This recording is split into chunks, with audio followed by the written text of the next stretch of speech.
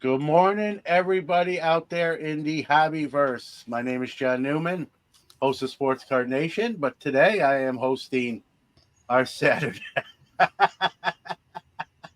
I did not know that was coming, so I apologize. It's funny. I'm not gonna. Uh, Victor's wearing his tinfoil hat. If Here we you go. It's been can't that kind of see. week. Yeah. So we're obviously. I'll introduce my two co-hosts as well. You see Victor there wearing the tinfoil hat, true rookie card specialist, and to my right on screen, stale gum Chris Harris. We're going to definitely talk about the national guys. And, I had fun as we usually do, but we're gonna wrap it up in the good, the bad, and the ugly of that as well. We're going to tackle a couple topics here before we get to the national. We're going to even share some cards.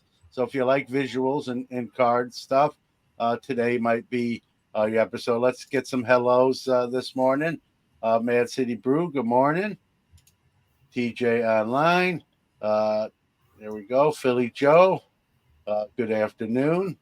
Mike Petty, you're on all 17 big screens. All right. There we go. Ooh. Stukes, good morning, sir. Is there a rookie logo on that tinfoil, Victor? There should be, And, right? yeah. And then Hodges, good morning as well. All right, let's start with, Panini.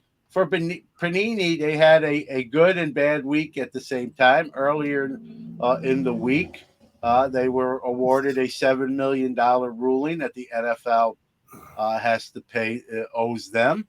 And then this story broke in the after that. And that's, the collation issue causing like massive downloads or massive downtowns to be pulled out of the first off the line optic boxes and cases. And they were coming out like insane amounts. Panini says it's a collation issue, and they also added, it doesn't say this on this slide here, guys, that it doesn't affect the non first off the line releases. So whatever the ratio of downtowns that's normal, that should come out fine with your regular boxes, if you will. Now these are not numbered cards; they are tough pulls, but apparently not anymore. But because they're not numbered, and they're saying that there's going to be no effect on the regular boxes. How many exist? Are these that's my first thing that pops into my head. Are these as tough to get and rare as we really think? They're not numbered, so there's no way to really officially, track it. What thoughts here? A bad look for sure. Well, Go first. Oh, Go ahead, Chris. go ahead. Oh, okay. Well, it appeared that the total number of downtowns that they did produce, they set aside a certain amount for first off the line boxes and a certain amount for regular old hobby boxes. So, if this only affects, I'm curious to see what happens when the regular hobby comes out, if there are loaded downtown boxes or not. If so, then that's a quality control issue for whomever it is that's packing and distributing this. So, stuff like this happens all the time. I mean, errors happen. I've pulled boxes that didn't have the promised hits. I've pulled boxes that have had more than the promised hits. It happens. What are you going to do about it? Now, when it comes to a pretty desirable card like a Donruss Downtown and one particular breaker pulling 50 or 60 of them out of a case, yeah, that's a pretty bad QA issue there. So, yeah, I would expect Donruss to probably nip this in the bud so that it doesn't happen again. Well, they're not going to be making. Here's the thought, and maybe this plays into the victor with the tinfoil hat here. Panini's not going to have the license here for very much longer. They're not only on the back nine, they're in the final couple holes on the course here with being the official licensee of football cards. Is this just sort of accidentally on purpose to get some final buzz and even though it's a bad look, there's an old saying, right? There's no bad publicity in the end. Is this just kind of a last hurrah kind of thing on their part? I mean, I thought, I'd be lying if I said I didn't think take that look at that angle as well. I'm going to go to our tinfoil hat expert here, Victor. Yeah. Your thoughts here. Yeah. Just real quick, John, it could be just semantics, but in the beginning you said that Panini won a lawsuit from the NFL. It's actually the NFL Players Association. Yeah, just wanted us to be clear. Yeah. I did end up making a video on that. It's very, very interesting. That this kind of stuff always lands in my wheelhouse because of I give Panini a lot of credit for putting up a fight, right? And they were done wrong according to their contract, and they fought it and took it to arbitration. And I just had a hunch a year ago. I made videos on this a year ago. I just had a hunch that I think Fanatics overstepped their bounds. And in my opinion, the PA should have stepped in back then and kind of told Fanatics, hey, wait a minute here. You guys are crossing the line. But instead, the PA decided to sell out. And so now they got to pay up. As far as the downtowns are concerned, I think the secondary values to this year's downtowns, I think it's rest in peace. I think the damage has been done, and there ain't going to be no resurrecting this year's downtowns. As far as I got to be careful, but I do have my tinfoil hat on, so I'm going to excuse myself, right? I have an issue with first off the line product altogether. To me, it is. I think they should rename it the Entitled Degenerate line is what it adds up to, because I just see this product made for exclusive people who can afford these outrageous prices for this mid-end product. And I just think people are taken to the cleaners with these first off the line products. But with all that said, I don't know. Did I answer your question, John? Yeah, no, you did. I mean, Okay. you did. You said, basically. You can correct me if I got it. Like, hey, this. Well, number one, you don't like first off the line. I don't hate them, but they're usually priced outrageous, and I have a hard time. I think like you. I don't want to put words in your mouth here. I have a hard time thinking this was an accident. Let me just go as far as saying that, and it just makes me want. Let's say they're supposedly, again, these are not numbered cards, guys, so we can't, we can't use that into the equation.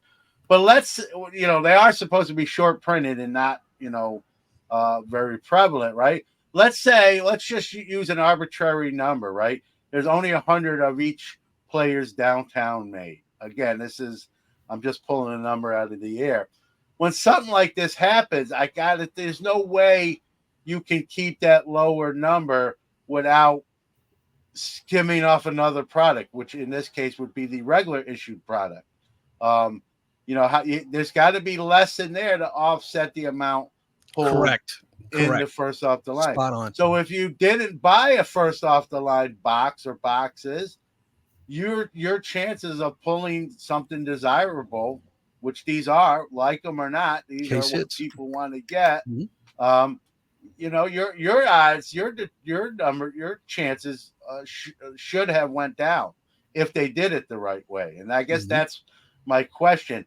The people who are buying probably more of the regular boxes, because they don't make as many of the first off the line, are going to take it on the chin. Where the people, like you said, some of the degenerates, if you will, who bucked up a prettier penny, they got to reap the rewards, and the folks that are buying more of a quantity of the boxes. No, I think that's just not, to me, that's not right. That's not how it should be. And I'm just curious, thoughts on taking that perspective. All right, I don't have a tinfoil hat. Not yet. Not yet. But is this a case? Could this be a case of sabotage? From Because the printing. the printing aren't like the printing and packaging places now owned and operated by Fanatics? Yeah, I And could believe this so. be? And they, yeah, I'm yeah. just asking questions, folks. This totally falls under tinfoil hat. Yeah. Yeah, I hear you. It can, I guess, if we want to go there, I think, yeah, I mean, it's a possibility, or human error, whether it was strategic or not. That definitely was the case. Here's a comment, guys, from Rex, our good friend. We're on the big screen on both his locations there in New Buffalo, Valparaiso. It's National Trade Hobby Trading Card Day for those that, Yes. so I'll throw that in there as well. Get to your local LCS and support them and get some goodies as well. Rex says, keep in mind, this is a brand new packaging company that Panini used for optic hobby and first off the line. Our optic cases came from Minnesota. That's the first time we've seen anything from Really? that facility. So Did not know that. yeah. I like this comment from Mike Petty. I have one optic nerve, and Panini and Fanatics are on it. Yeah, that's the thing. There is more than one printing facility, but you're right, Chris.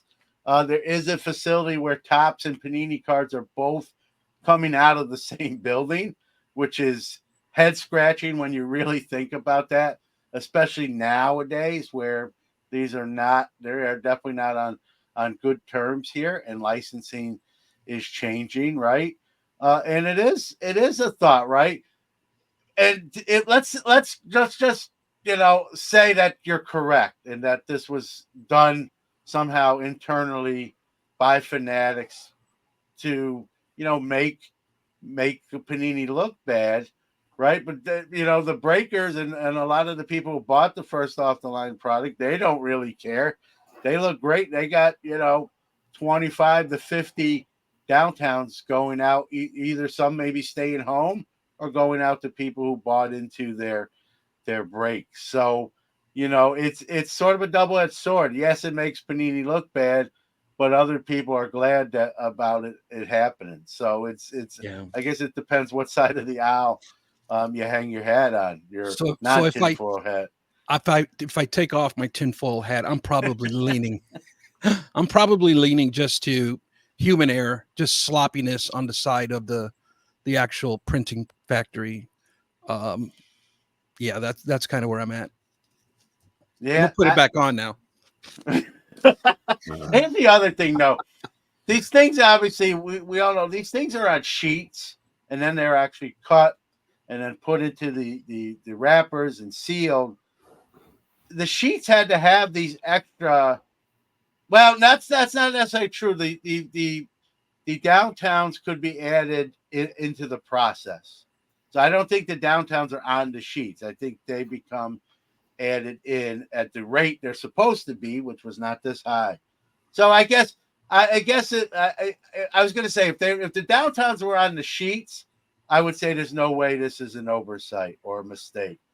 But I think they're circulated in separately, and that's where I think they were added probably too prevalently into the chutes that fire them into the pack. So, like, I don't have a tinfoil hat. I'd like to give them the benefit of the doubt, as Victor said. But when these things happen, right, we have to talk about it.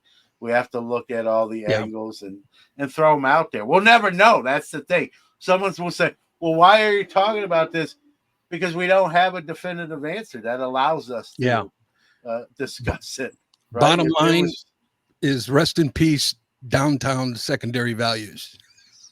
Yeah, it'll be interesting to see. And it'll be interesting. Yep. It's a great point too, Victor. It'll be interesting to see, previous downtowns who are not part of this distribute, how it affects how they're viewed, and that sort of thing. So, is the bloom going to come off the rose just on the entire subset in general, or is it going to be just the 2024s that we look at like, hey, there's just going to be more of these this year, and obviously values are affected in turn. So it's going to be interesting. It's going to be interesting to see, what happens next. Like Victor said, what happens on the secondary market with these and that sort of thing. So, all right, guys. Any last thoughts before I kind of go to the next one here?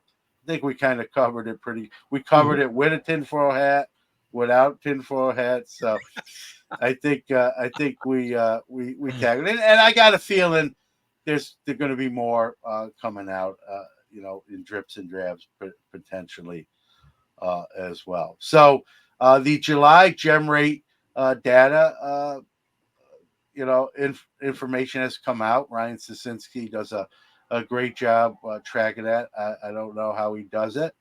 Some interesting stuff. We don't have to spend a lot of time here, guys, on this. But this is the July basically grading report. We see obviously PSA at number one at almost 1.3 million cards graded. I'm assuming that this includes what was submitted at the Nationals as July 2024. So we'll make that assumption. SGC coming in at second at 194,000, which includes that asterisk. Chris pointed it out before the show. Said, what does that asterisk mean, John? Ryan missed somehow. It happens. We're human. 22,000 cards the previous 2 months that were submitted to SGC. So we added them on to get the accurate total and be fair to SGC. We see CGC at 190. Heavy non-sports cards there, which is what they're known for. And then Beckett pulling up the rear at 54K. Most people will tell you that PSA and SGC are 1 and 2. But, usually CGC is second on this graph because of their heavy non-sports, submissions. But now we see, and again, to be fair too, there's 22,000 cards added, which are actually May and June. So technically, it's very similar to what we normally kind of see, with the exception of the percentages, right? PSA is up 10% from last month. SGC is up 32% from last month. SGC up 105% from last year at this time. That's what that last column is. CGC at plus 172%. PSA at 22% over last year at this time. And Beckett, the only one of the four, actually minus 4%. They're 4% less than they were last year. And they're in trouble. I've talked about this before in my own show. They're the one that really are taking it on the chin. I don't know who wants to go first here, Victor or Chris. Just, again, we don't have to spend a tremendous amount of time. Just sort of the thoughts on the July report here. Yeah, it's really no surprise to me, you guys. I study this every month when it comes out. And, bottom line here is, PSA is still king of the hill. Bottom line. I did find on the TCG side of things, because that's a big part of PSA's numbers. When we break up that 1.27, we look at 807,000 are sports cards and 467,000 is TCG. So I think that TCG market for PSA is strong, especially in where do they have in Japan? They have an office facility as well. Yep. They got the Jersey one. They got the Jersey one as well. I don't think they're taking cards just yet there, but they have a facility there at the Jersey as well. Yeah. Victor. Yep. Yeah, so, and I mean, they're on the TCG side of things, which I wonder if that's just Oh, okay, it is non-sport as well, so that's interesting. Yeah. Because non-sport is gaining some momentum for those who didn't know. But even on the non-sport side of things, it's just PSA is just dominating. I thought CGC, that would be an excellent lane for CGC. If I ever get in the mood to grade some non-sport, it's probably going to go to CGC. I just think they're the right fit for that kind of product. Yeah. Yeah, Comment. I I don't like think this guy. I don't think those of us in the sports card hobby realize that CGC has been grading TCGs long before they ever got into sports cards. So Yeah, that is true. yeah, That is true. That's a so good point, Chris. That's their forte. That's their bread and butter, whatever cliche you want to say. That's their. They're trying to make headway with sports cards. I do an SGC bulk sub, and one of my guys will send his sports cards to SGC, and he sends his TCGs to CGC, and that's sort of how this chart relays that sort of in that kind of way as well. Funny comment from Mr. John Mangini. He's starting to GoFundMe so he can buy Beckett. So if you want to be a minority owner in Beckett grading, jump on Mangini's GoFundMe to buy Beckett. I don't know what you would need to raise. Probably less today than years ago, Hey, as they're taking in less. Yeah, go ahead, Victor. I can tell you because I'm very observant with certain things, but Beckett over at the National, they had a line for submissions that was pretty long, and it was like the whole week. There was Yeah, people in line to submit cards to Beckett. So Beckett I is saw that too. yeah, For full transparency, while they're not a company I send cards to anymore, I did notice that. yeah. It'll be, I guess, the comment there is let's see kind of what the August report yeah. shows is, I does that. think Beckett does add to their database later than the other companies. Okay, So everything that was subbed at the National probably won't come out until the August or maybe even September pop reports. So okay. Yeah, it'll be interesting to see that August report because, like Victor, I agree. I know I bag on them, but you got to tell the whole story. They were busier, like Victor said, more than I thought they would be. And then you Mhm, see in this graph, correct. you say, let's see what I'm even more curious. I always look at these as they come out, but I'm even more curious what the August report's going to say, especially on the Beckett line. Does that change? Does that -4 in that last column get to be a plus? If that August report though comes out, Victor and Chris, and it's still a minus something from last year at this time. That's while it may have looked better at the National, it's still sort of telling that you know they're still on the outside looking in, yeah. if you will. Beckett You know. is a distressed company that I think is in need of a savior. And I think it needs to figure out what it wants to be. Does it want to continue being the number 4 grading company, or does it want to be something else? I mean, Well, I Beckett, think if you there's ask still a them, lot of equity in that brand name, and that name yeah, still listen, we means a have lot to a lot of the people. So yeah, for sure. The guy that built that empire is part of the show. We're on. I don't enjoy the comments sometimes I have to make, but we have to talk about. This is a great comment because this is something I was about to say. You mentioned about it still has some equity, the name, but can it be turned around? And this is from MD Sports. If you can turn Beckett around, Wall Street will be calling you to take on multiple CEO positions. Yeah, this is a daunting task, guys, and they have a new CEO. He's not really new. He was with the company before, and he's back, and he's been back over a year.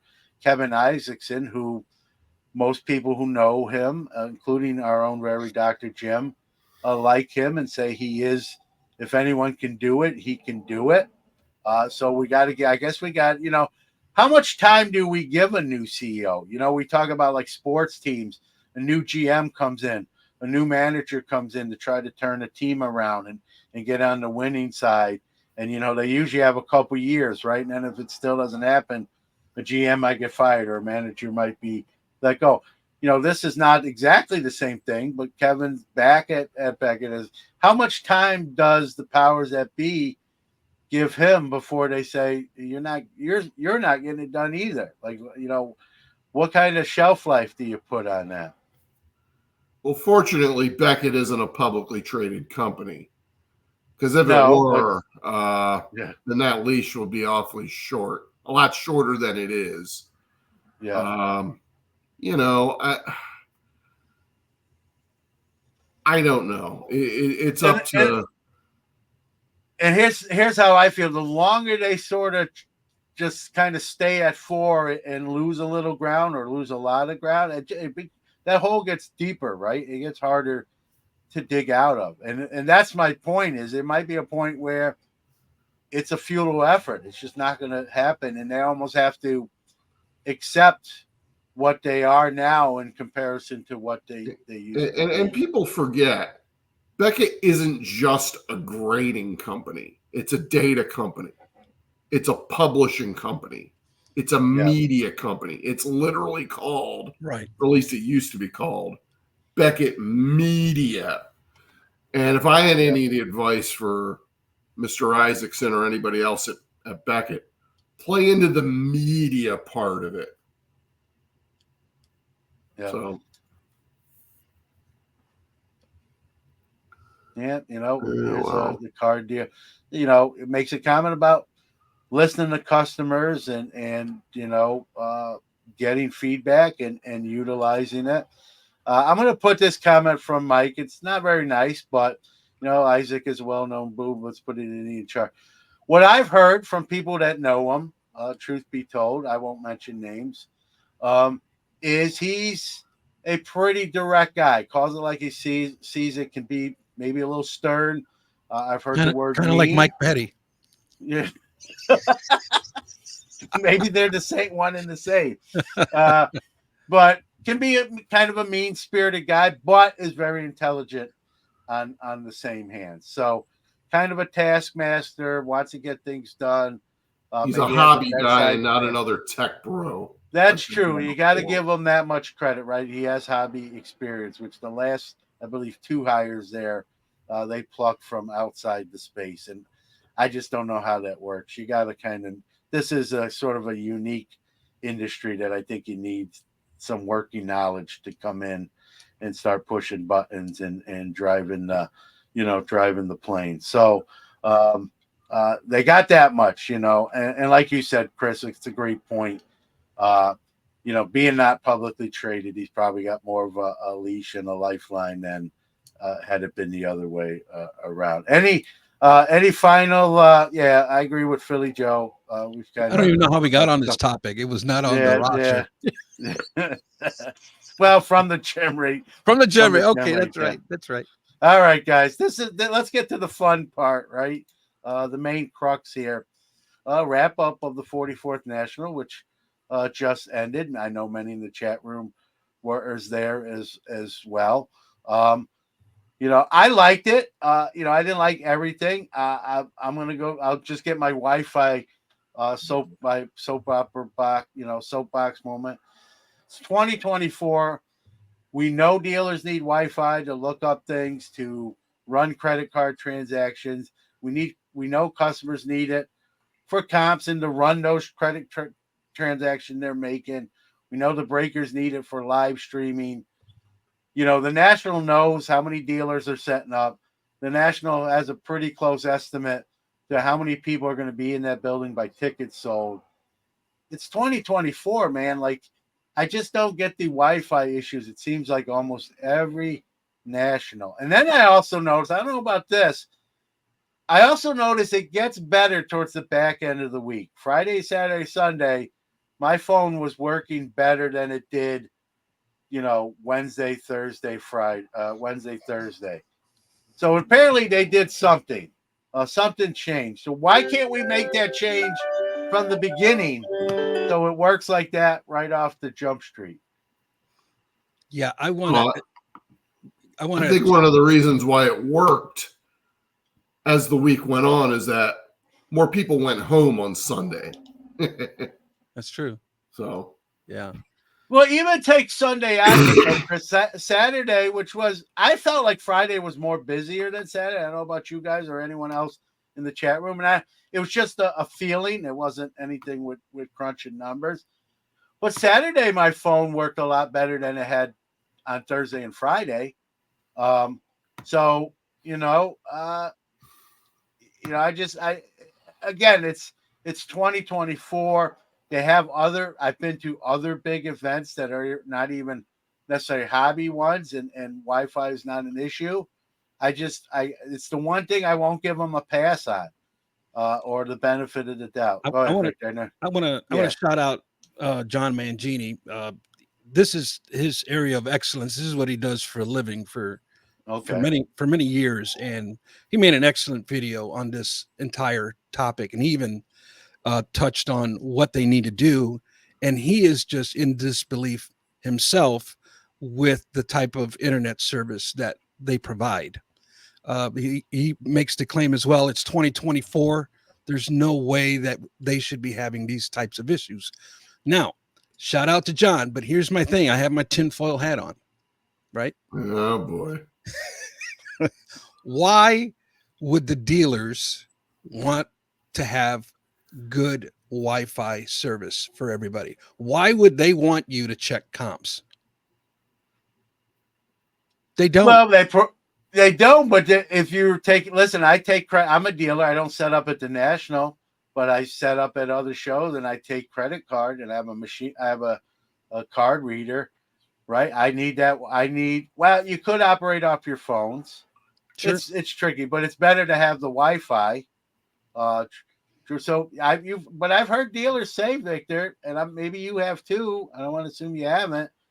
I lost the sale, or I didn't lose the sale, but I had to go outside with the customer and do the transaction outside and then come back in. Luckily, I had a buddy that could watch my table to make that happen. Yeah. So I think potential lost sale. I've heard dealers say I didn't make a sale because they only had a credit card. We couldn't get the transaction to run through. So it's 2024. This is whether you collect cards for the business side of it or not, the dealers are to do business, right? We're part of that, keeping the buying cards, which we're going to show off some. Like Mangini, and I can't give him a pass here. This is not uncharted ground. It's not like, hey, we had 3 times the people we expected. We weren't prepared for that type of bandwidth. That's not what we're talking about here. It's very similar to close to past years. Like you have a whole year, or almost a whole year in advance of the venue to kind of tackle this and eliminate it from being an issue. And it was working. It would just take 15 to 30 seconds for the page to actually load. And I found it, mainly more towards peak hours, like between, 11 and 3, somewhere in there is when we had the most problems. But if you went downstairs where the trading arena was, the signal was much stronger down there. I felt. Yeah, I agree. I wasn't down there a ton, but it did seem to work down there better. I don't know why that is. Do they have I'm not a Wi-Fi expert, so I don't want to pretend to be one. Maybe the router or whatever the system is, it's closer to everyone there than on what would be the main floor, the second floor. Logan Ward says the National has outgrown Cleveland. I don't know what I see Chris nodding. Go ahead, Chris. So this was my 5th National at the IX Center. Nice. Yeah. And I know it's been 6 years since the last one, but the hobby has grown a lot in 6 years. And And even though the IX Center is a big place that can handle the number of dealers, IX Center management was clearly they didn't know what hit them. I mean, that Wednesday, it took us an hour to get out of the parking lot on Wednesday. I mean, that's just and to IX Center management's credit, they did, as the week went along, do a better job with traffic control. Sure. But yeah, I think this is and considering what the hobby wants out of the National, that the IX Center, while a decent enough building, it just doesn't have the other amenities that, say, Rosemont has, such as hotels and restaurants within walking distance, those kind of things. I did come across a vignette from Darren Ravel's outfit, Colt. Is that how you pronounce it? Colt, CLLCT. Or is it a Sult? Do you pronounce the CL as like a S or coal sound? Well, anyway, they spoke to the director of food and beverage at the IX Center. And he said that in his 25 years working food and beverage at the IX Center, and keep in mind, this is probably 7 or 8 nationals plus whatever else they've had at that facility. This was the busiest weekend for food and beverage that he's seen in 25 years. Well, card collectors like to eat. I don't think anyone. Yeah, and considering that there is no place else to eat unless you drive off the property. Right. Yeah. And the food was decent. Let's not. Yeah, I'll give them. You got credit. good food. I mean, they brought in the food trucks. The food. Now, listen, guys. I've talked. I don't eat lunch at the National. I eat like beef jerky and Kind bars and drink water, and then I make up for it at dinner time. That being said, like Victor just said, I thought that the food trucks were very cool having there. You had multi-food choices. If I'm a dealer at the show who has to eat at the show because I'm there all day, I don't have to eat pizza every day, right? I could have pizza one day, gyros or tacos other days. So the choices were nice. Walking by the food trucks, which you pretty much had to do, the food smelled good. Like you said, it was the busiest in 25 years on the food and beverage side of the house. There was, if you like beer, you had the Yingling and I believe Michelob beer truck and beer kiosk there, and that was definitely busy. So a lot of people walking around with cans of beer in their hand. I like beer, but I'm not really there necessarily for that. But again, to each their own. I thought that part was good.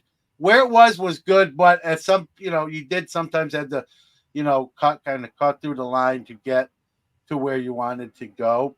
They had plenty of seating, like to eat your meal, but the seating became trade night on the floor. That was a little irritating, to be honest. Even though there were signs all over the place that said, this is for eating. Yeah. This is not for buying, selling, or trading. Right.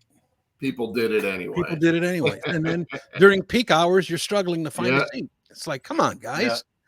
Yeah. So I thought the thought was nice, but the execution as far as having seating for food consumption didn't really pan out. I really appreciated. They had bussers to clean up the garbage from the tables and wipe them down, and they had good the staffing in the bathrooms. Although the bathroom lines were very long, they did move quickly.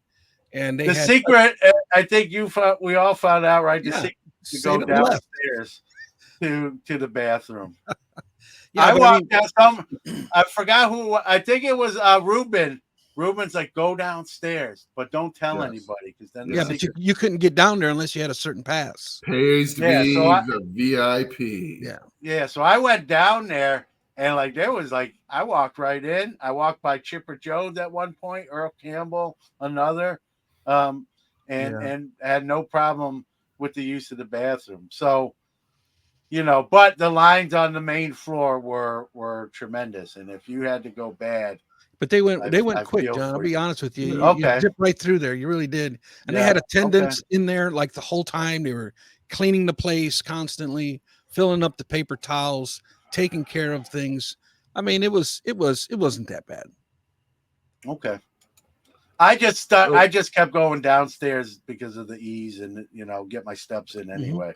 Listen, I'm going to walk 28 miles during the week. What's 30 miles just to go in the bathroom and come out like quicker than waiting on a line. So at that point, surprisingly, on a personal level, my feet did not hurt. I don't know why. I changed shoes every day, so I had 3 pairs of shoes that I would alternate the 5 days I was there.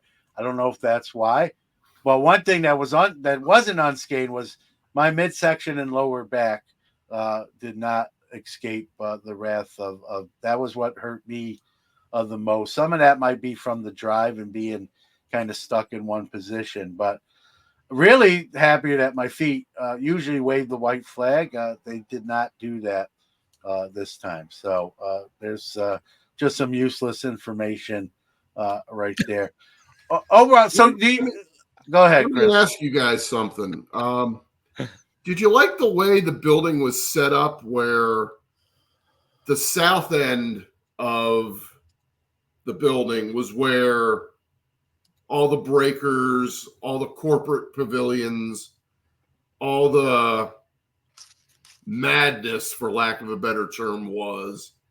But then on the other side of the wall in the North Hall was where the real, I'm putting in quotes, the real National was, where most of the tables, most of the collectors, most of the dealers were. Because that's Yeah, not how it was set up before at the IX Center. I like the setup.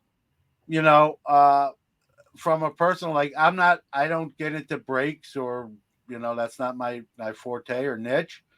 So I didn't have to. I went to that area just to get the full experience. But if I didn't want to, right, I didn't have to go to the breaking area and wouldn't have missed out on anything. I wasn't in the break. I didn't care to watch necessarily. So you could, if you're not into breaking, you could avoid that. If you didn't care about corporate booths or saw what they were, hawking or promoting, you could have avoided that area. If you were just there, hey, I'm here to buy some cards, trade some cards, you could have really just focused, like you said, Chris, on those Although, areas. I like that setup. although Tops, Panini, Upper Deck, and Fanatics were on the north end side of the hall, but toward the back. Right. I didn't have a Yeah. problem with the setup. Yeah. I I thought thought it that was was a good setup. yeah, It kept- it was really a good setup. Instead of Yeah. having everything in the center and you got to walk through the corporate, they kind of placed them in the back and spread them out. So I thought that was a good move. Yeah, I like that. It'd be interesting to see, is that going to be the blueprint for Chicago the I hope next 3 not. They years? need a yeah. I don't think it will. Yeah, I think they might do Chicago is a something bit of similar. a weirdly shaped building. It is. It with is. different compartments and Yeah. ramps and walls and whatnot. So, Foul Five Ball says, I think this was towards me. Lose some weight, you might move better. So I will not be eating for the next 30 days. I will drink water. I don't want to die unintentionally. So He's just next being time honest, John. He's just being yeah. Next time you see me, I like in my 30-day hunger strike. I don't know how much thinner I'll be, but maybe I'll be thinner. I can laugh at myself as much as anyone else. So, you know, we say I didn't feel like it was packed tight though. When we talk about outgrow in Cleveland, I didn't feel like it was like where the building was too small for the event. I didn't either. You know. So, I mean, do we think that's the last? Do we think that's the last national we see in Cleveland? Is that it? For now, I think. For 3 years, anyways. For 3 years, I think if the hobby shrinks a little bit over the next couple of years, I think you might see it go back. I think IX Center management probably learned a lot because it had been 6 years since the last national. I hope it does come back, but I'm not optimistic. And look, there are a lot of other cities in America that have much larger convention centers than the IX Center, or even Rosemont. I mean, just 10 miles east of Rosemont, there's a McCormick Place in downtown Chicago, which is the largest convention center in America. If the National is going to keep getting these kinds of crowds, then they may have to go to these larger convention centers in larger markets. And it may wind up costing dealers more money to set up, and it may cost us collectors more money to get in. So, yeah. Yeah, from a driving perspective, guys, and a selfish point of view, I hope it does come back to Cleveland because it's 5 hours and 10 minutes for me. It's drivable for most of us.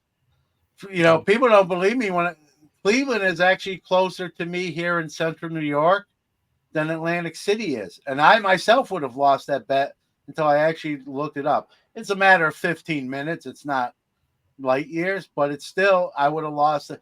If you would have said before looking it up, which is closer to you, John, Cleveland or Atlantic City, I would have said Atlantic City all day, and I would have lost that bet by 15 minutes. So, go ahead, Rick. I know there was some speculation out there that this year's National was bigger than last year's as far as attendance, that it had a shot at breaking last year's, but I don't agree with that for two reasons. And one of them is what we just mentioned now is you didn't feel crammed.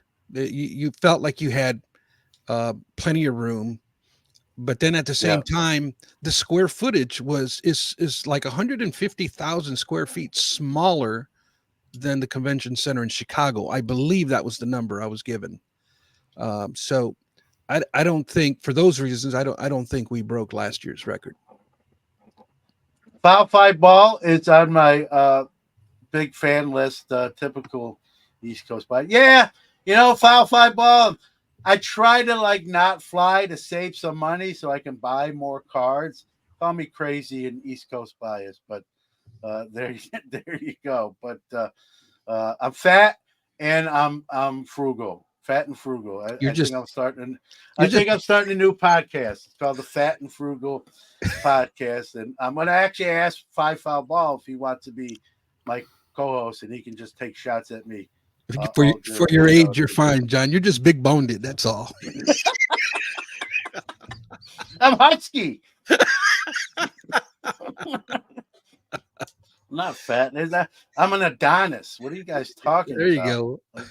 All right, I'm fluffy. All right, enough about my BMI. Hey, you opened that door, buddy. I did. Well, I listen. I can laugh at myself too, as well as other people. So that's right. I'd like to see it in Cleveland again. Yes, the hotel thing was definitely a point of contention, right? The closest you were going to be is 2 to 3 miles away, and that's the closest. And it could get further away. I know I don't want to, Victor was a little further out than that. I think Chris is out. He'll be back. Oh, you back? Had a little problem there with the Wi-Fi. Okay. So. All right. Well, I'm back. What'd you do? Steal it from Cleveland? I don't know. I was kicked off for a sec.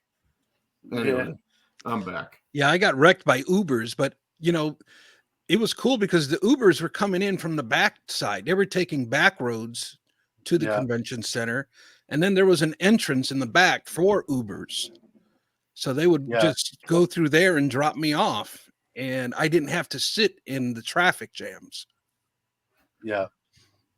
Well, we'll see. You know, Chicago's pretty much been there, done that. They're going to have their stuff in a row again. Wi-Fi has been an issue there prior to. Hopefully, they can get that figured out. I saw a lot of comments. I'm not going to put them on the screen. I think you guys seen them too. You know, when it comes to Wi-Fi and credit card, like carry cash. And so I'll speak from a personal. I agree, and I do carry cash and I do carry cards. I carry both. I've used both. I use both at this show. I made credit card transactions and I made cash purchases. As a society, where a lot of places are going to cashless transactions. Right here in my 2 miles away at the Syracuse Mets NBT Bank Stadium, you cannot use cash. It is all credit card transactions for food, for beer, for tickets. They do not take cash. And that's the trend. You know, conspiracy theorists will say the reason is they want to track our movements. They can do that when you use your card. There you go. And whatever the reasoning is, whether that's true or not true, when places go to that method, your cash will do you no good at that. They will not take it. And so, you know, and listen, some of the transactions that are taking place on these national floors are almost have to be credit, not always, but sometimes have to be, the amounts will have to be with the use of Wi-Fi. So I don't think we can ever get, you know, just to a cash only. It's a nice thought. I use both. And so we'll see. It is what it is. It's just when you carry large amounts of cash, that's where, and it's dangerous. I typically don't play in that arena anyways, but if I'm walking Yeah. in, you know, with 20, 30K, you know, in cash, that's concerning to me anyways. Yeah. Checks, you know, bring checks. Some people are not going to take a check, right? A check can bounce. I still have them. A lot of people don't even use checks anymore. It's all debit card and that sort of thing, right? You know, the only checks you can get at the national are the ones signed by like athletes and celebrities. So the checks are a kind of a dying art in society now. It's less people write checks than ever before. I'm one of the few that I still have them and use them. Even I don't even use them as much as I once did. So, guys, we talk about purchasing and checks and cash and credit cards. I figured let's have a little fun. We all picked up some stuff at this national. I don't know who wants to go first. I figured we share some of the pickups. Those in the chat room, if you want to share, post some of your stuff you're proud of that you brought back from Cleveland. By all means, I'll put those on the screen. Can they post so pics on the chat? I don't believe so, but if someone wants, if someone wants to jump in, I'd be more than happy. 53 Bowman color, Minoso. Yeah, very cool. Beautiful card. Beautiful card. You want to go, Chris? You want me to go? Actually wrote about this insert set for Hobby News Daily a couple of last month that I had never seen a card from this set before. Well, I actually found one of them. It's from the 98 Skybox EX 2000 set. It's a Destination Cooperstown insert. I don't know if you could see that, but it's die cut to look like a luggage tag. Nice. What are the odds on that? One in every 2 or 3 cases. Wow. And this is of Greg Maddox. There you go. I paid $150 for it. And it's a PSA 7. They got a you 7? Paid $150 encapsulated? Well, $150. Oh, okay. Wow. Yeah. You scared the crap out of me. Yeah. I don't know if you could see that the die cut hole here is a little not perfect.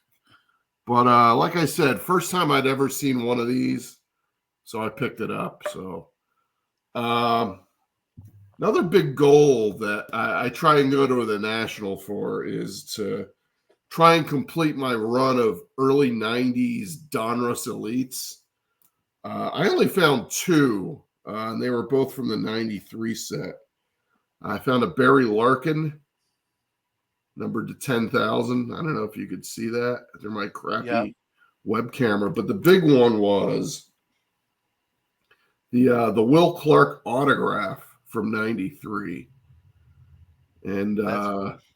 this is serial numbered to 5,000, back when a card numbered to 5,000 was tough. And I also paid $1.50 for this. So 2 big cards that I knocked off. There's Ruben's haul I put on the screen there as well. So last year I went to Chicago hoping to get a Seaver rookie, but unfortunately he had just passed away, and then Citi Field put a statue up of him, and so comps were really out of my range. So I went back this year with the same goal: get either a Seaver rookie or a or Clemente rookie. So I managed to get the card I couldn't get last year. So this is PSA 6 Seaver. I got a great price on this. I asked the dealer what if he could do a little better, and it was actually priced pretty good to begin with, and he took a little more off. And this was my bigger purchase, if you will, at the show, and glad to finally check that off the list. And then I had this card already, but I'm not in this condition, so I upgraded. Everyone knows or a lot of people know I'm a big Mean Joe Green fan and Steeler fan. So this is a 6 and replaces my lesser grade. So sometimes I'll do that. I'll kind of upgrade. And I know a couple of people in the chat were there when we were at the Diamond King movie screening, which is an excellent movie. And Mike Moynihan came in and mentioned about Perez Steel postcards, Koufax, that a gentleman had them and would do 280 and had a few left. And a few of us went because we had a little time. The show we had time before the show started, and we went and we picked them up. And I thought it was kind of cool. I know Ruben was there, Warren in Cleveland was there, obviously Moynihan, Danny Black. I thought it was cool to leave before the Diamond King screening started, run out onto the show floor and buy a Sandy Koufax signed Perez Steel Diamond King. And I'll tell you what this went for. Like I said, $280. And for those that don't know, if you go, Koufax does about 2 to 3 signings a year, guys, per year, and the base signature is $1,280. So obviously you get the pleasure of meeting him and that sort of thing. But if you just want his autograph, it's a lot cheaper to just buy, a Perez Steel card or even another card where he signed. He doesn't sign. I know he's going to be in the new tops, or he's in the new tops.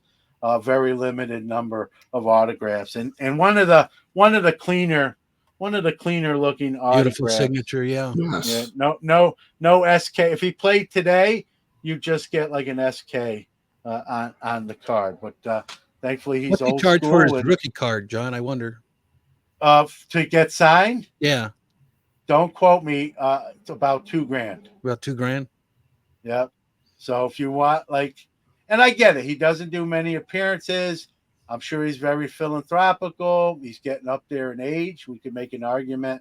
He's the greatest active living ball player now. Crazy Kevin picked up a 51 Bowman, Sammy Baugh, SGC 7. We got 4-leaf cards, part of my 58, 59 Manals there. He got gifted by his housemates, and Mookie says I got a beautiful 67 Dennehy Seaver rookie. my leftovers. There were some Seaver rookies there, which I think is why the prices just came down in comparison to last year. So I'm wrong here. Wow. There we go. Look at that. Sandy was signing over 3,500. Wow, that's crazy. Can you imagine that? So I would rather, and I love Sandy Koufax. I would love to meet him in person, though. So I'm not poo-pooing that. But to buy this for, Perez Steel postcard, and it is numbered. It's numbered to 10,000. This is 9,853. I don't know if this will get picked up. It's right there in that top corner. I for $280 and having, I have Sandy Koufax cards. This is my first Koufax auto somehow. So I'll add that to the collection, right, for a lot less.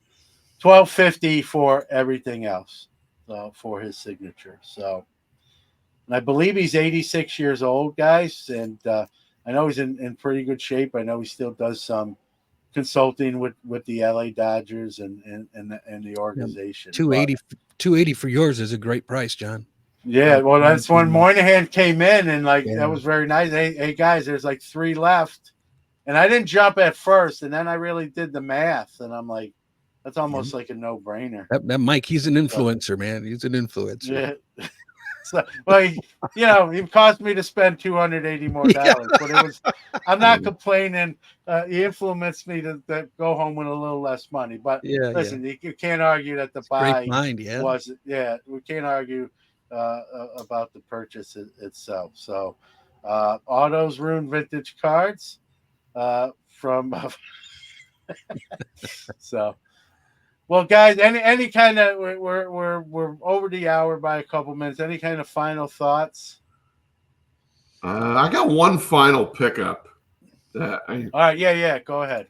I think a lot of people know that I'm collecting the 2011 Topps Dynamic Die Cut set. It's 155 cards, and you had to. In order to get these cards, you had to fill out a code on a website and dig for virtual diamonds. I have over 100 of the set, but I was only able to pick up one more at the National, but it was a big one. It's the, I don't know if you see that. It's Nolan Ryan. There you go. I like die cut. Best of all, I got this for only $2. So, wow. This was a $2 box find. It pays to have knowledge. Yeah. So there you go. That's probably my big value find from the National this year. My final thought, John, is 361 days. Yeah, we've started the countdown to Chicago. It's in Vic, and Victor says everyone can stay at his. Well, no, you stay in a hotel usually too. You're not. Yeah. Right, but it's at least closer, and you can drive and that sort of thing. So it's your home show, if you will, and we're not getting any Nationals in Syracuse, so there won't. If I could drive, I'll just call it my home show: Cleveland, Atlantic City. I'm hoping I get another home National where I can drive to it. I might have to. Danny Black usually drives no matter where it is, so maybe next year I'll meet him at some midpoint and then jump in his car and split the driving the rest of the way in. So when you drive, you can bring more stuff and all that good stuff, right? Then to a plane. And you can bring home more stuff too. There you go. So. Yeah. And guys, I know we kind of called it like we see it with the National. The National is obviously we go every year, or most of us go every year, or as much as we can. It's a great show. I call it the Super Bowl of the hobby, and like Victor just did, we're counting down the days to the next one. 361, as Victor pointed out. If you're scoring at home. Victor is coming out with a new line of tinfoil hats. They're in pre-production, so they're not just quite ready. There's gonna be an array. You can have your traditional baseball cap. But he told me off the air that he's going to come up with a beret line as well, and a Kango version if you want to rock different styles of tinfoil hats. But all joking aside, I'll let guys go ahead. Kind of, Victor, you want to mention your book before we go? and where people can find Yeah, that and I'm you. hoping by now everybody heard by now the news. New book released, True Rookie Cards, and it's a short read. It's an easy read. It's a very impactful read, and getting a lot of good reviews. So thank you all for your support. And free, as Ruben points out, free tinfoil hat with every book purchase. I'm writing a book. It's called Fat and Frugal. I was inspired today. I'm hoping maybe QVC will pick it up. Once it's done, I haven't even got page 1 done, so we're a ways away. It will be much like the title. It's going to be 500 pages. It's going to be a fat book, like myself, and that's why it's going to take probably 10 years. I don't know if I'll live long enough to complete it. But all joking aside, Sports Card Nation, you can find all this. Google that. You can find all that stuff. Chris, take us out. Yeah, I know you're going to end with a line. I've pretty much written books full of material on baseballcardpedia.com. So Indeed, check that out. My latest column for Hobby News Daily was about the kayfabe rookie card, that Jackson Holiday bat knob card, and other types of Series 2 gimmicks that Topps has unleashed on us over the years. Follow me on Stalegummed. Check out my want list at stalegum.com. And keep on rocking in the free world. 361 days to go till the next national. There you go. No, who's counting, right? Yeah. Well, guys, again, thank you for spending a little time with us and, getting to rehash the national. And I'm sure there'll be no more national talk for the next few weeks. So we kind of closed it out with this show. That's not true. But real quick, yeah, go ahead, Chris. The autograph copies for my book are still on hold. Amazon has not shipped me my books yet. So I am waiting for them to get me my books. When they do, I will make them available. Trust me, you'll be the first to know. And then you can get them directly from me if you want. And if you want me to sign it, I can. So give me a couple of more weeks on that, and it should be ready to go. There you go. Yep. I saw a couple of those questions. Yep. Thank you for that as well. So hang tight. There, Victor said they're on the way, and then he'll sign it. Are you going to sign it with a VR like the young ball players do nowadays? No, it's my signature. It's you can read it. All right. Yeah. I got a short name. All right. Thanks, everybody. We'll see you next Saturday. Same bat time, same bat channel. Take care.